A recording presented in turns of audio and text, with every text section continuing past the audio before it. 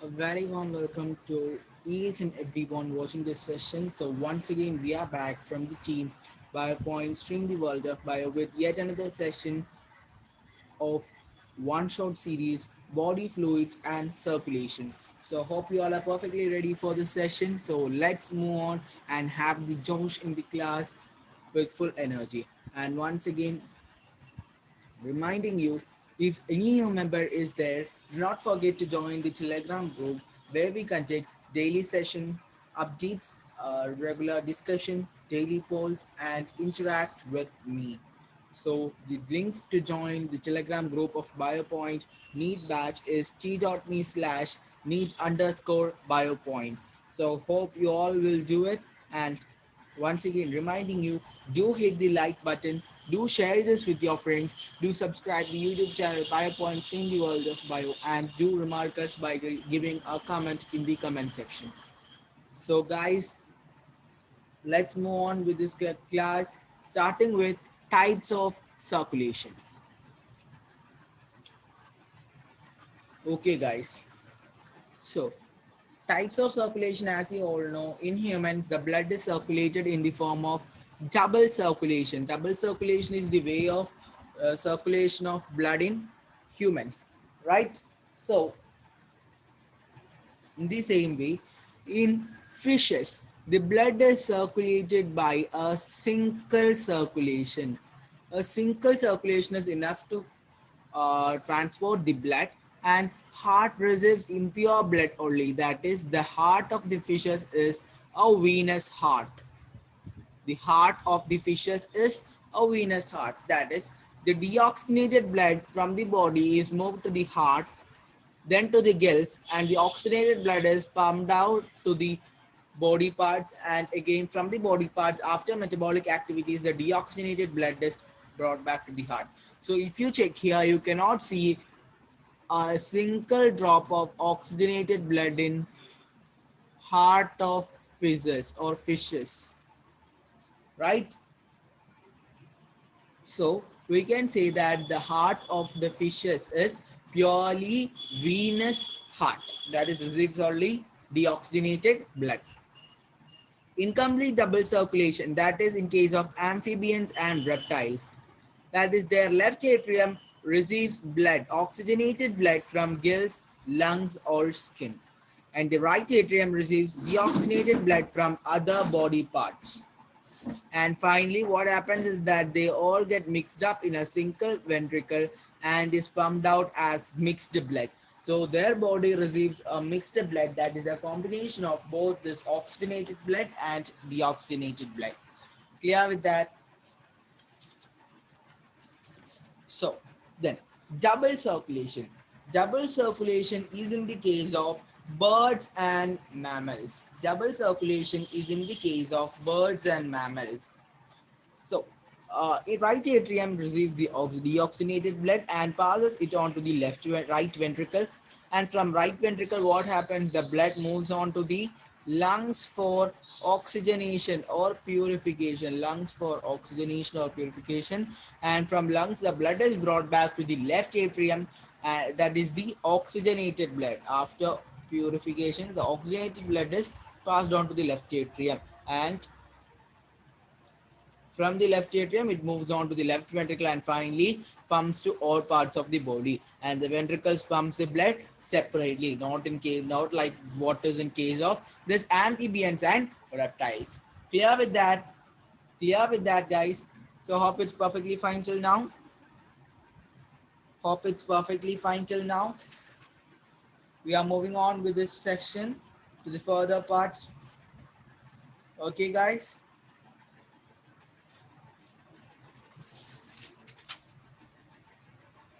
Okay, fine.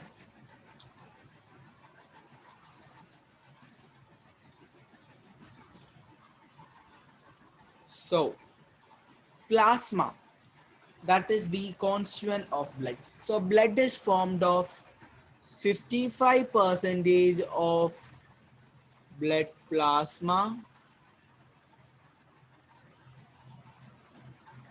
and 45 percentage of formed elements.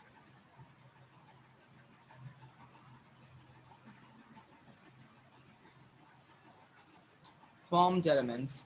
Okay, so the plasma is composed of water, plasma proteins, and certain organic and inorganic components.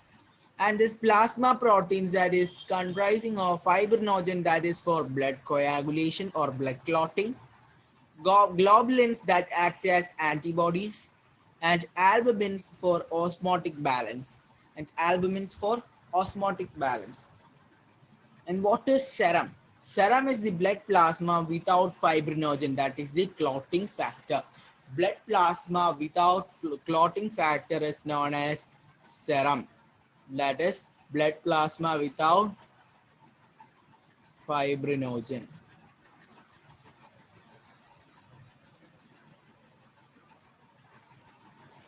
Okay, guys. So, next is a question that is the color of plasma is. One question. Color of plasma is option A pale yellow, option B pale orange, option C bright orange, option C brick red. Pale yellow, pale orange, bright orange, and brick red. Comment me fast, guys. Comment me right now. Exactly. The answer is pale yellow. The color of the plasma is, the color of the blood plasma is pale yellow. Is that clear? Is that clear? Is that clear? So, formed elements. Formed elements that is refers to an RBC or erythrocytes. That is biconcave non-nucleated disc-like cells. Their count is 5 to 5 point millions per millimeter cube in adults. Their average lifespan is 120 days and their function is to transport oxygen and carbon dioxide. Oxygen and carbon dioxide. And further thing that you have to learn from here is that RBC contain a red colored pigment known as hemoglobin. Hemoglobin. And this hemoglobin is the red colored pigment that gives blood its red color, and its function is the transport of oxygen. Transportation of oxygen. Transportation of oxygen. Clear with that? So what is the oxidation state? Another question. What is the oxidation state of iron in hemoglobin? What is the oxidation state of iron in hemoglobin? Fe minus, option A, Fe minus, option B, Fe2 plus, option C, Fe3 plus, and option D, Fe4 plus.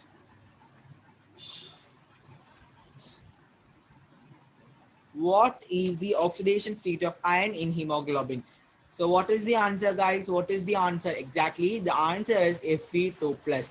Fe2 plus is the oxidation state of iron in hemoglobin. Is that clear? Is that clear? Then moving on to the next topics. Moving on to the next topic, guys. Leukocytes or WBCs. They are colorless and nucleated cells, and their count is 6,000 to 8,000 per millimeter cube of blood. Function is they act as a part of the immune system, and there are two types, granulocytes and agranulocytes. Granulocytes are further divided into this neutrophils, eosinophils, and basophils, and agranulocytes are divided into lymphocytes and monocytes. Okay, so uh,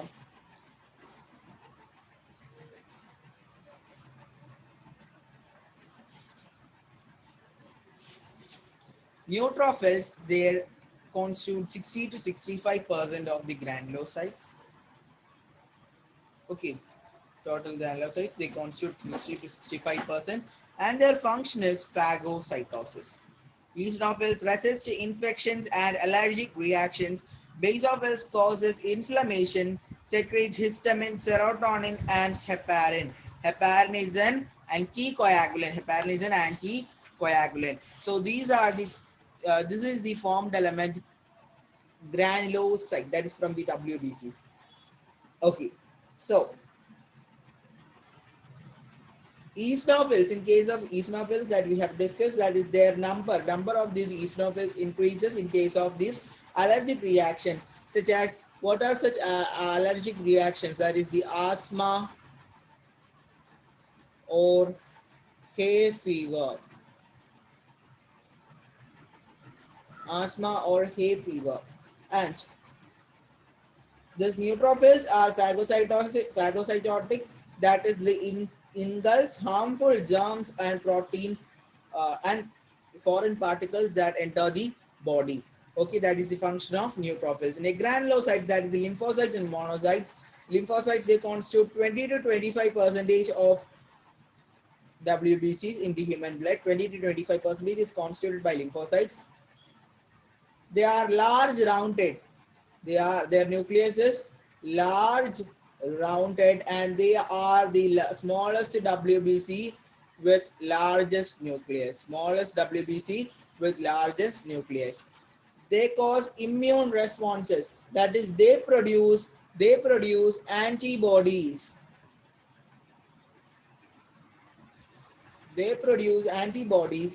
That is, the two major types, B and T lymphocytes, are responsible for the immune system of our body. B and T lymphocytes. Clear with that? Clear with that? Monocytes, they constitute 2 to 10 percentage of the total WBCs, and their function is for phagocytotic, the same function of neutrophils. Is that clear? Is that clear? Is that clear?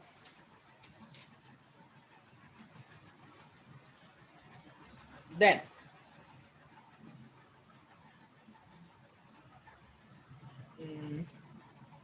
in a healthy adult man, a question for you. In a healthy adult man, the smallest type of leukocytes are. The smallest type of leukocytes are option A, basophils,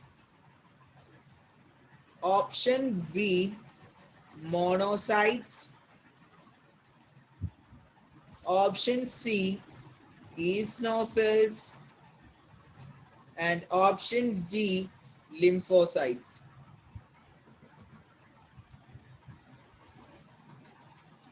So what is the smallest type of leukocyte in a healthy adult man? This is the question. This is the question. So what is the answer for that? What is the answer for that? What is the smallest type of leukocyte? What is the smallest type of leukocyte? It is lymphocyte. Okay, lymphocyte is the smallest WBC. Lymphocyte is the smallest WBC, and it is having the largest nucleus. Okay, in a healthy adult man, the smallest WBC is the lymphocytes. Next is the platelet. Their count is 1.5 to 3.5 lakhs, and their function is blood clotting. And their function is blood clotting. So the lifespan of thrombocyte is 3 to 7 days. 3 to 7 days. This is their lifespan. And blood coagulation. How is this blood coagulated? This clumped platelets and tissues release an enzyme known as thrombokinase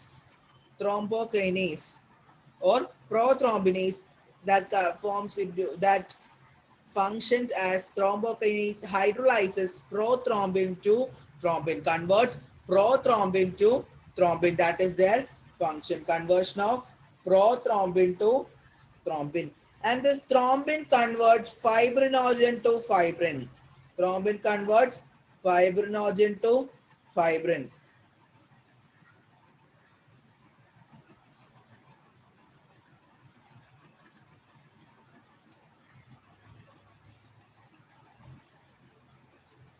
Fibrin trapped dead and damaged blood cells to form coagulum. This is how the mechanism of blood clotting is. Platelets and tissues release thrombokinase, and this thrombokinase converts prothrombin to thrombin, and this thrombin converts fibrinogen to fibrin, and that fibrin trap dead and damaged blood cells to form a clot. Clear with that?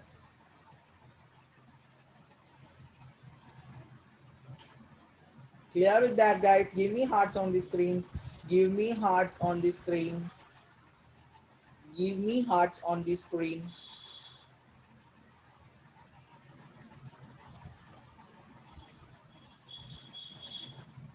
Okay.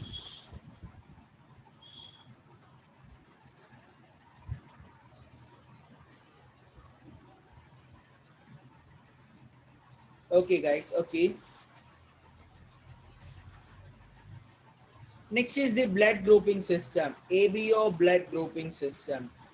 ABO blood grouping system. So, blood group AB, let me change the color. Blood group A consists of antigen A and antibody B, and this person having a blood group A can donate their blood to A and B, A and AB blood groups, and the donors group should be A or O. They can receive blood only from persons having blood group A and O. And person with blood group B have antigen B on their RBC and antibody A on their plasma, and can donate blood to persons having blood group B at AB, B and AB, and can receive blood from persons having blood group B and O. Persons with blood group AB can receive blood from A, B, AB, and O. From all the blood groups, that is A, B, AB, and O groups, they can receive their blood, and they have A and B antigens on their surface of RBCs, and no antibodies on their plasma, and they can donate blood to persons with blood group of AB only. Next is the blood group O, that is the universal donor, and they have no antigens on their RBC, whereas they contain antibody A and antibody B in their plasma, and can donate blood to A, B, AB, and O. Can donate blood to persons having blood groups A, B, AB, and O, and can receive blood from O group only. Blood from O group only. Clear with that? Clear with that? So a certain road accident patient with unknown blood group needs immediate blood transfusion. His doctor friend at once offers his blood without checking for blood group compatibility. What could be the blood group of the donor? So with a person who came to hospital after an accident and whose blood group is unknown, whose blood group is unknown,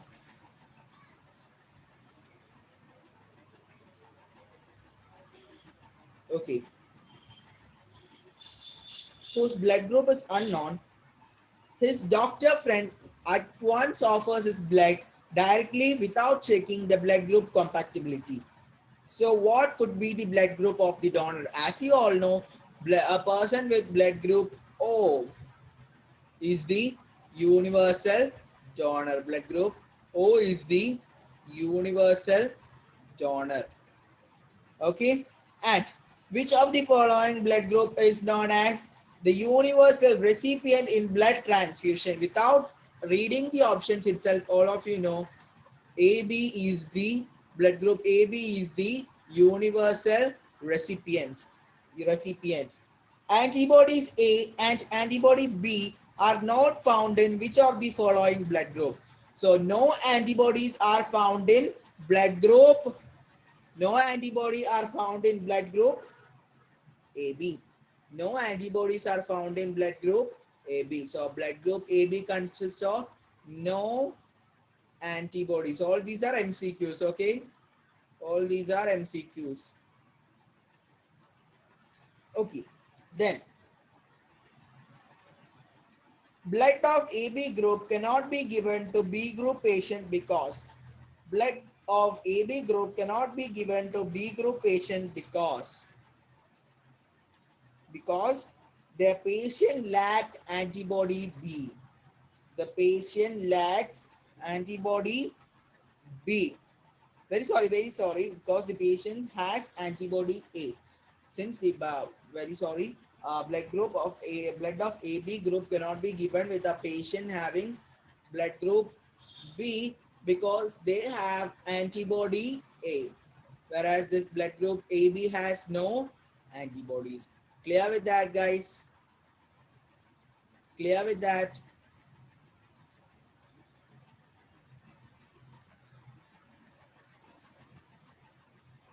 Okay.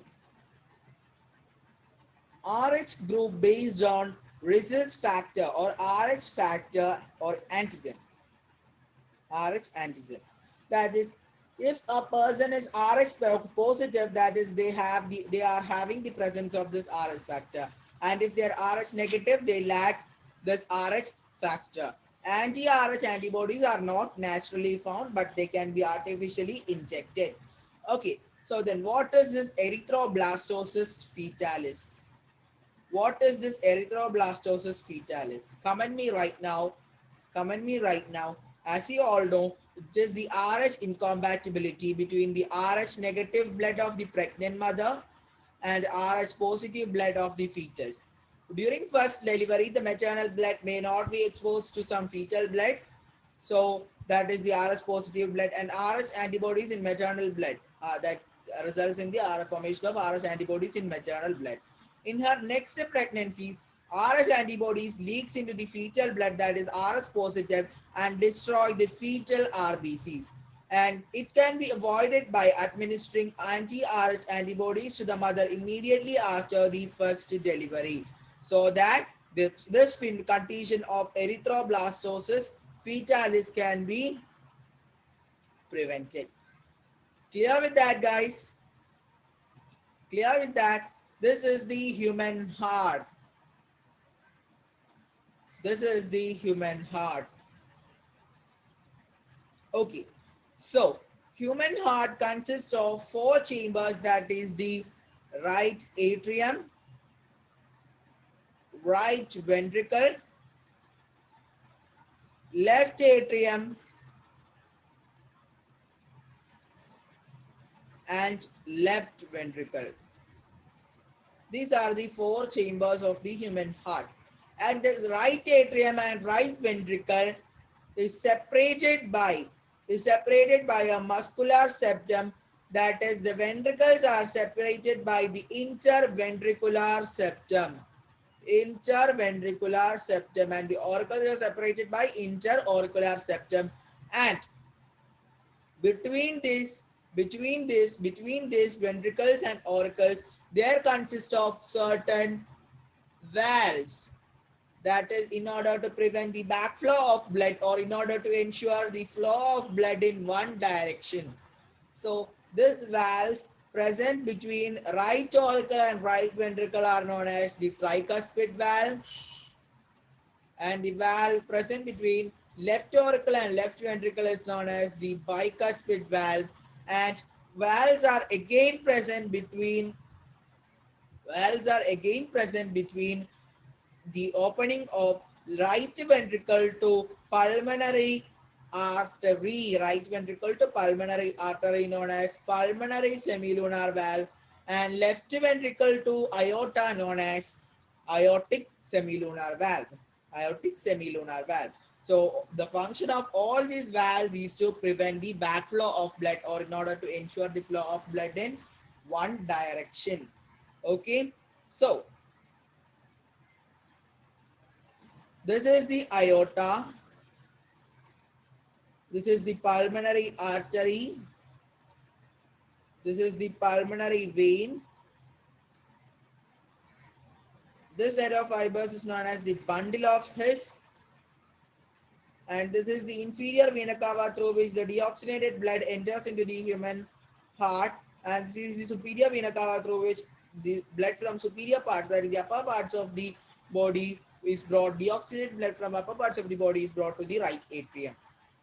Clear with that? And at the upper chamber, upper right chamber of this right atrium consists of a certain nodal tissue known as sinoatrial node that initiates heartbeat. And this flaps of this valves are held together by certain structures known as chordae tensionae. Clear with that, guys? Clear with that? That is the structure of heart. So in detail, moving in detail,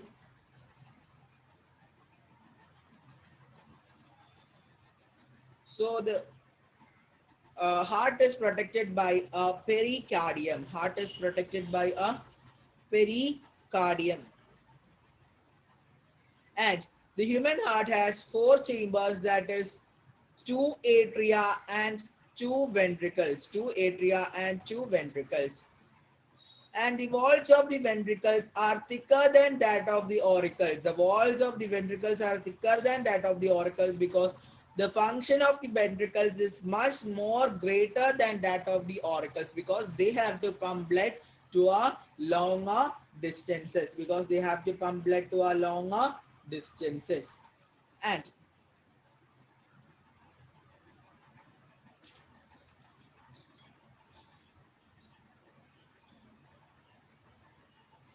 a tricuspid valve guards the opening between the right atrium and right ventricle. Opening between right atrium and right ventricle. And the bicuspid valve or mitral valve guards the opening between left atrium and left ventricle. Left atrium and left ventricle. The opening of the right ventricle to pulmonary artery, and the opening of left ventricle to aorta have semilunar valve. Have semilunar valve, and all these valves prevent the backflow of blood. All these valves prevent the backflow of blood. And the valve present between the right ventricle and pulmonary artery is known as pulmonary semilunar valve, and left ventricle and aorta is known as aortic semilunar valve. Is that clear, guys? Is that clear? Is that clear? Give me hearts on the screen. Give me hearts on the screen. This much more. Give me hearts on the screen. Okay then.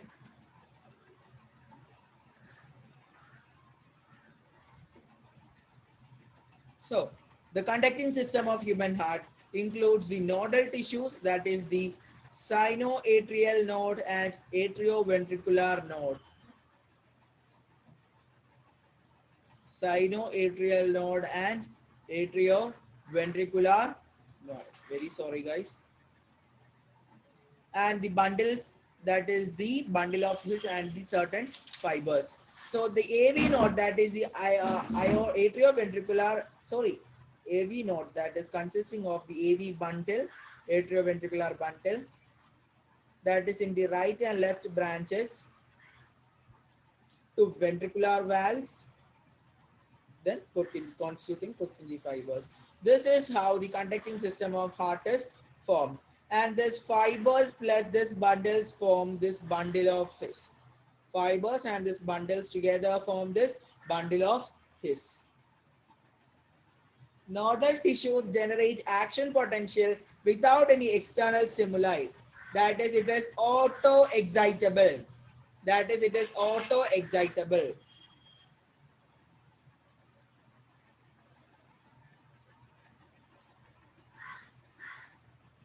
Okay, guys. So,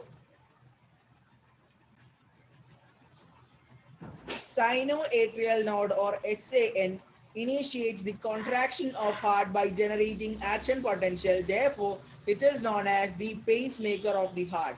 And the sinoatrial node is also known as heart of heart. Heart of heart. It is the heart of the human heart. Therefore, it is known as heart of heart. Okay.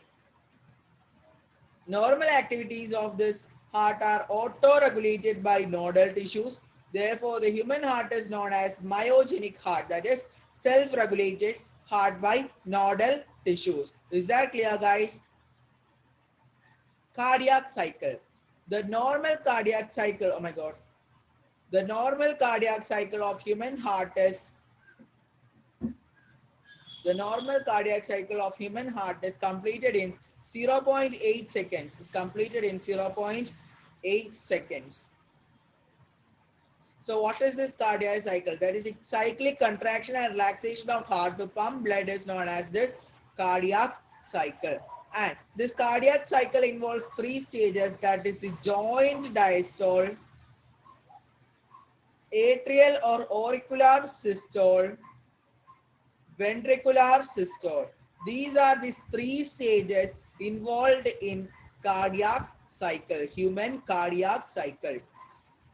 So joint diastole is the relaxed state of all chambers. Blood from pulmonary vein and vena cava flows into the left and right ventricles to left and right atria. Semilunar valves are closed at this stage. At this stage, semilunar valves are closed. Atrial and or auricular systole, that is SAN, generates an action potential. Generates an action potential. As a result, both the atria contract. It is called as atrial systole. It is called as atrial systole, and this increases the flow of blood into the ventricles. Increases the flow of blood into the ventricles by about 30%. Ventricular systole. Ventricular systole.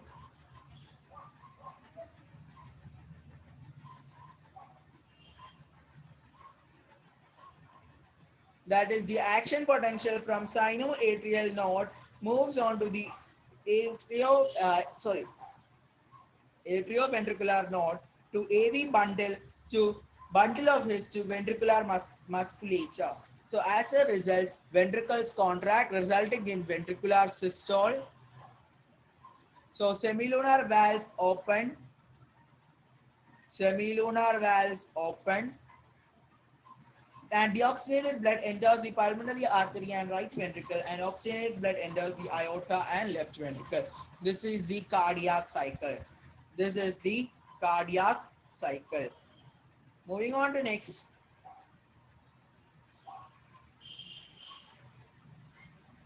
Moving on to next. So we should discuss some questions at the end. We should discuss some questions at the end. Okay. So one heartbeat is equal to oh my god, a cardiac cycle, and a normal heartbeat, that is 70 to 75 times per minute, averages 72 beats per minute is the average human heartbeat, the normal human heartbeat. And what is the stroke volume? Stroke volume, it is the volume of blood pumped out by each ventricle during a cardiac cycle, and it is about 70 ml. It is about, stroke volume is about 70 ml. Then cardiac output. Cardiac output, that is stroke volume into heart rate. Stroke volume, all these problems will be asked, so by heart this stroke volume into heart rate, that is 70 into 72, about 5000 ml. Volume is about 5000 ml. So cardiac output of an athlete is very high. Cardiac output of an athlete is very high. Heart sounds. The first sound, that is the lub, is due to closure of tricuspid and bicuspid valves, and second sound, that is dub, is due to the closure of semilunar valves. Dub is due to the closure of semilunar valves. And one heartbeat is equal to a lub plus a dub. A lub plus a dub. Is that clear? Is that clear? How many slides are left? We reached 16.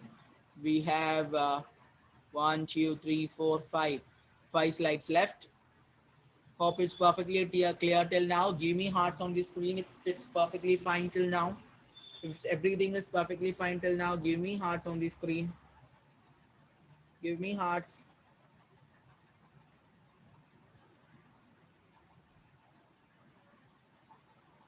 Come on. Okay, guys. So electrocardiograph or ECG. Electrocardiograph is the instrument used to get electrocardiogram. Instrument used to get electrocardiogram is known as electrocardiograph. Electrocardiograph is the instrument and electrocardiogram is the graph obtained, that is the graphical activity of the electrical, graphical representation of the electrical activity of human heart. So this is the normal graphical representation of an ECG or electrocardiogram.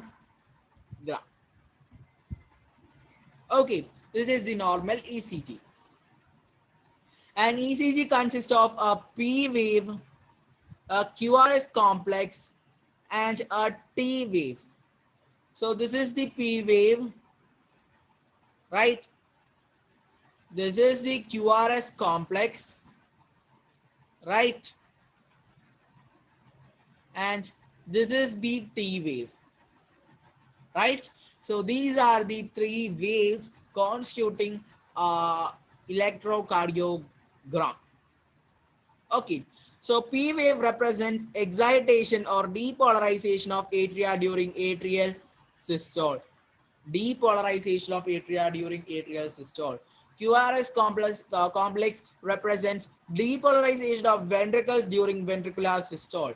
Depolarization of ventricles during ventricular systole. And T wave represents the repolarization of ventricles. T wave represents the repolarization of ventricles.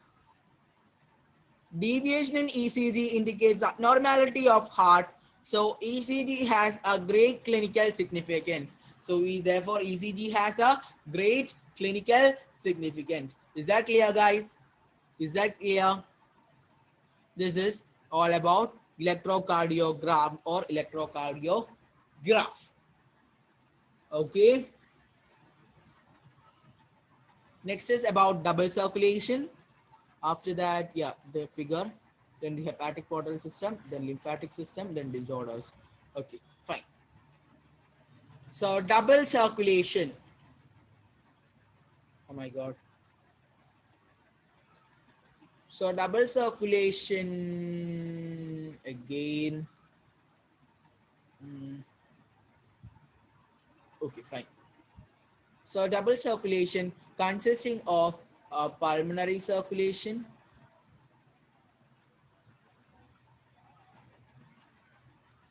Oh my God, what is happening to this? Double circulation consisting of pulmonary circulation and systemic circulation, right? Double circulation comprises of a pulmonary circulation and a systemic circulation. What is happening to this pen? My God. Okay. So that is pulmonary circulation between the lungs and the heart, and systemic circulation between heart and various parts of the body. So deoxygenated blood moves from right ventricle to pulmonary artery, then to left ventricle, then to lungs. That is the for purification, and after purification, oxygenated blood is brought back to the heart via pulmonary vein to left atrium. And systemic circulation, that is the oxygenated blood from left ventricle passes on to aorta, and then to arteries, to arterioles, to capillaries, then to tissues, and the deoxygenated blood from the tissues is collected back by the venules to veins, to vena cava, and to finally to right atrium. This is all about double circulation of blood. Clear with that, guys? Once I have explained double circulation right at the beginning, when we have learned about the incomplete circulation, single circulation, and double circulation.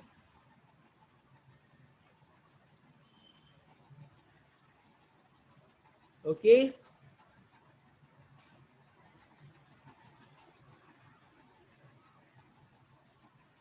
Okay, guys. So, moving on with the third last slide, right? Next is the lymphatic. Yeah. Third last slide. Hope you all are perfectly ready with full energy. So for this super session, hope you understood each and every point that we have discussed till now. Is it, guys? Isn't it, guys? Okay. So systemic circulation provides, wait a second. Yeah. Nutrients, oxygen, and other substances to the tissues and takes carbon dioxide and other substances for other harmful substances for elimination. Carbon dioxide and other harmful substances for elimination. Hepatic portal system, that is a system that includes hepatic portal vein that carries blood from intestine to the liver, and coronary circulatory system that carries a system of coronary vessels that circulate blood to and from cardiac musculature. Is that clear? So a specialized, so through those, all the blood from the body passes through the heart. The human heart doesn't take at least a single drop of blood. Okay, like a person working in a bank, he handles all the cash or financial works there. So, but he cannot be able to take at least a single drop of or a single currency from that because it affects their because it affects the growth of the finance what finance what to say uh, yeah, the growth of their financial group or something else like that. So in the same way, though all these blood passes through the heart, human heart cannot take at least a single drop of blood from that, a single drop of blood from that. Okay, and therefore a specialized circulatory specialized system, that is the coronary circulatory system, uh, provides blood to the human or supplies blood to the human heart. Next is the lymphatic system.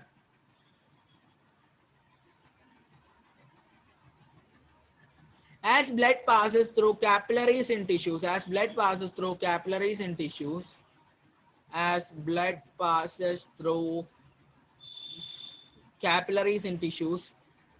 some water and soluble substances are filtered out from the plasma to intracellular spaces to form tissue fluid. This is how tissue fluid is formed. Okay, and this when tissue fluid enters the lymphatic system, it is known as lymph. Lymph is the tissue fluid that enters lymphatic system. It drains back to major veins. And what are the functions of this lymph? What are the functions of this lymph?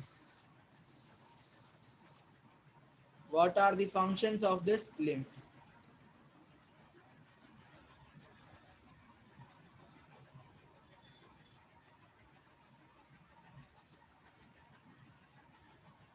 So the functions of this lymph are tissue fluid. Oh my god, where is the mouse? Okay. Tissue fluid helps in exchange of nutrients, gases between blood and blood cells. Second one, transportation of digested fat, hormone, etc. Third one, lymphocyte in lymph helps gives immunity. This is the functions of lymph. This is the functions of lymph. I think the last and final slide, the disorders of human circulatory system. Okay, guys, the disorders of human circulatory system. Let's learn that right now. Let's learn that right now. So first one, the high blood pressure or hypertension. That is normal blood pressure is 120 per 80 mm of Hg. That is 120 is the systolic pressure and 80 is the diastolic pressure. Blood pressure greater than 140 per 90 is known as hypertension and causes heart diseases and affects vital organs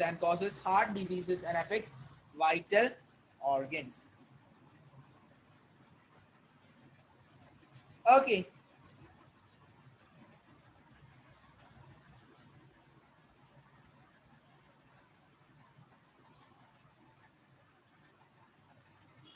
okay, fine.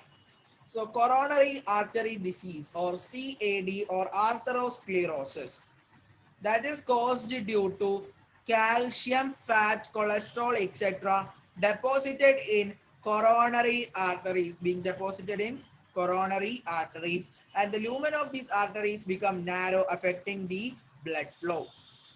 Next, angina pectoris. Angina pectoris. It is an acute chest pain due to oxygen deficiency to cardiac muscles or the heart muscles, and that is due to the improper blood flow. Heart failure or inability to of heart to pump blood enough to meet the needs of the body, that is congestion of the lungs. And cardiac arrest, that is heart stops beating. And heart attack, that is sudden damage of the heart muscle or the cardiac muscle due to inadequate blood supply. This is all about body fluids and circulation. Hope each and every point is clear for you. If at least a single point is having for any confusion, making any confusion for you, do not just keep it in your mind, directly post it in the comment section. Surely we will be explaining it in the next lecture, or we will be explaining you directly in the Telegram group or via personal. Contact me right at g.me/Amaljit Abi. Okay guys, do not forget to hit the like button. Do share it with your friends, and do not forget to subscribe to YouTube channel BioPoint, seeing the world of bio, and remark us by giving a comment in the comment section. Thank you all. Thanks a lot. Thank you for attending this session. Hope it's perfectly clear till now. So thank you all. Thanks a lot for spending your valuable time with us. It's me signing off from the entire team of BioPoint, seeing the world of bio. Bye bye.